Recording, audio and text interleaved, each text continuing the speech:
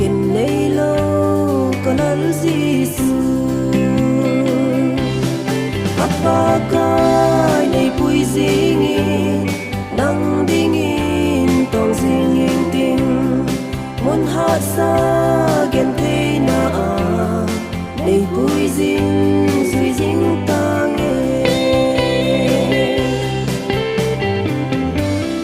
nei ko na o ka sa in boy na nei kim zong le la lâu pi nan manging ting nei pui zing kanal Giêsu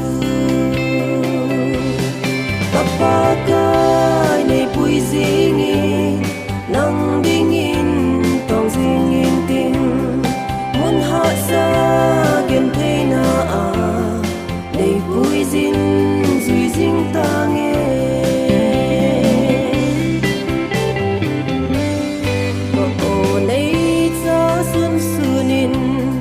ban kano me opakai na lau pi nan manging ting sa zing ding kanal Giêsu kapakai nei pui zingin nang dingin tong zingin ting mun ha sa gen te na a nei pui zing zui zing tang